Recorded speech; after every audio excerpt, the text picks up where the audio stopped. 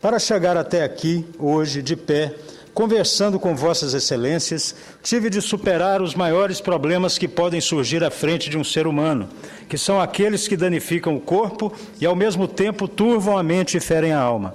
Não há um cálculo preciso, mas estima-se que a campanha de demolição de minha honra tenha produzido até agora 3 milhões de textos dos mais diversos tamanhos e graus de agressividade, das frases curtas das mídias sociais às opiniões de várias páginas em revistas.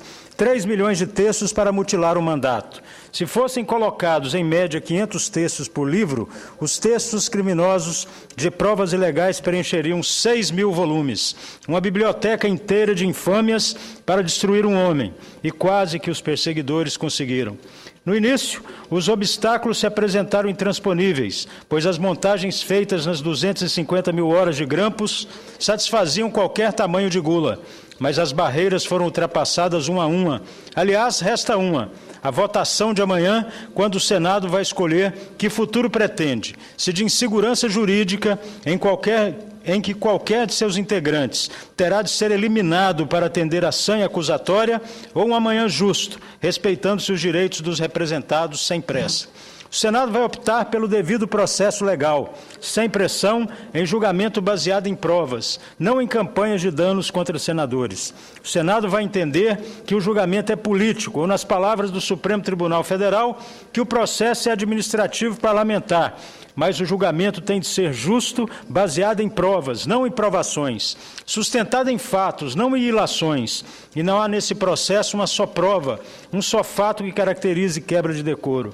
Chegar até aqui, vencendo tanta provação e ilação, me custou todas as lágrimas, todo o repertório de dor, me custou o sono e a saúde, me custou o nome limpo, que chegou aqui limpo e foi mantido limpo, com a carreira de ações transparentes, que podem ser testemunhadas nos mais diversos lugares em que o relatório me acusa de atuar irregularmente.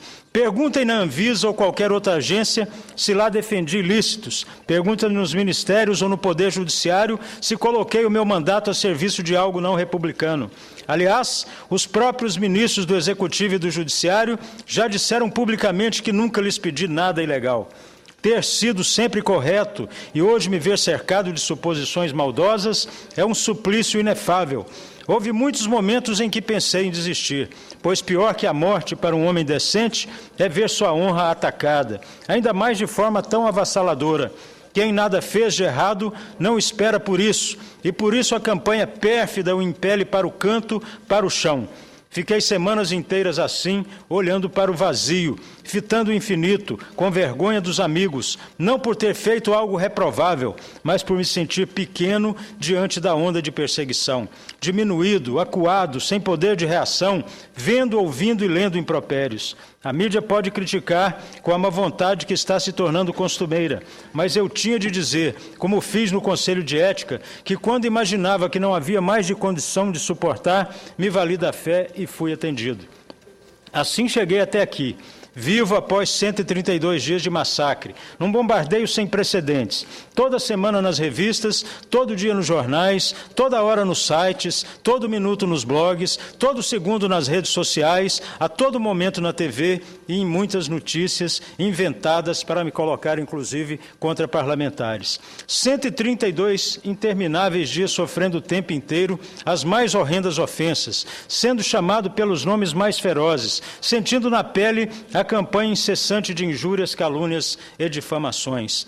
Para quem acusa é fácil, basta escolher um termo ruim e escrever sobre o outro. Para quem vive na pele, a aflição das palavras é um desassossego sem fim. Encarar os filhos, sabendo que eles leram na internet as mais horrendas infâmias a meu respeito, ter de explicar para a neta de 5 anos que a tristeza do seu avô é fruto de algo que ela só vai entender quando crescer. E meu constrangimento ao circular entre as senhoras e senhores senadores, sem ter ainda podido explicar a cada uma que não mereço esse infortúnio, pois sou inocente. Mas eu resisti e chego à véspera da votação com a cabeça erguida e a convicção de que a verdade prevalecerá. E a verdade é que todas as frases ditas no meu pronunciamento do dia 6 de março se confirmaram. Nenhum dos absurdos assacados contra mim se comprovou. Os diálogos usados para me enxovalhar foram colhidos de forma ilegal, montados para me imputar ilícitos e vazados criminosamente. Sempre usei republicanamente os mandatos confiados a mim pelo povo de Goiás. Não cometi qualquer irregularidade, nenhum crime, nenhuma contravenção. A verdade é que não há nos autos rigorosamente nada que indique a minha participação em jogos ilegais, conforme já dito e repetido diversas vezes pelos profissionais que atuaram na Operação Monte Carlo, como os delegados, os membros do Ministério Público Federal e o próprio Procurador-Geral da República. Sou a vítima da vez e isso me custou a paz e a tranquilidade. Se eu tivesse culpa, talvez fosse mais simples suportar, mas a dor se amplia devido à certeza de que está sendo sacrificado um inocente. Não se trata de ser caçado amanhã, trata-se de defender a própria honra, de manter límpida uma biografia escrita com esforço, estudo e disciplina. Venho de uma família numerosa, somos 10 irmãos, sustentado por meu pai, Avelomar Torres, que pelejava no armazém de uma portinha, e minha mãe Luzia, dona de casa. Fui professor, fui funcionário público, advogado, passei em concurso para delegado de polícia, mas não assumi, passei em concurso para promotor de justiça e foi a minha carreira durante esse tempo todo. Fui procurador-geral de justiça 2 vezes, presidente do Conselho Nacional dos Procuradores Gerais 2 vezes, fui secretário de Segurança Pública e Justiça.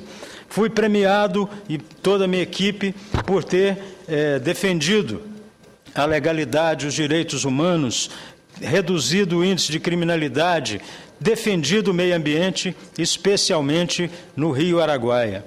E, senhoras e senhores, quando aqui cheguei, me dediquei efetivamente a trabalhar. Dediquei, desde então, relatei mais de 1.995 propostas, apresentei mais de 200 propostas legislativas. Fui, portanto, um dos senadores mais operosos desse período. 55 propostas ou projetos por mim relatados se tornaram leis, como o Estatuto do Idoso, a guarda compartilhada, a tipificação do sequestro relâmpago, o monitoramento eletrônico, o regime disciplinar de segurança máxima. Participei das grandes reformas, ajudei a criar os Conselhos Nacionais da Magistratura e do Ministério Público. O procedimento do Tribunal do Júri foi, por mim, modificado para assegurar a redução da impunidade, presidir comissões importantes, como a do Código de Processo Penal. Esse trabalho tem de continuar para que possamos voltar ao curso normal da apreciação de proposituras. O abatimento temporário me impediu de ir à Comissão de Constituição e Justiça para conviver com as senhoras e os senhores senadores durante a leitura das exposições de motivo e dos votos. Como militante do direito, é uma alegria ímpar assistir à gênese das leis. Ao longo desses anos, aprendi muito com meus colegas, me tornei uma pessoa melhor. Uma das razões de eu lutar incansavelmente para preservar o mandato é a convivência agradável e fraterna que sempre tive com vossas excelências. Nesses dias de morte em vida, fico vendo a atuação de vossas excelências aqui no plenário ou nas comissões, e cada vez me orgulho mais de integrar o parlamento, de trabalhar ao lado das senhoras e dos senhores por um Brasil melhor e mais justo. Junto com vossas excelências, tenho ainda muito a contribuir com essa casa e vou perseverar nos estudos e nas pesquisas para aprimorar na elaboração de proposições e relatórios. Agora, sobrevivente de uma atrocidade sem precedentes, me sinto mais maduro para legislar.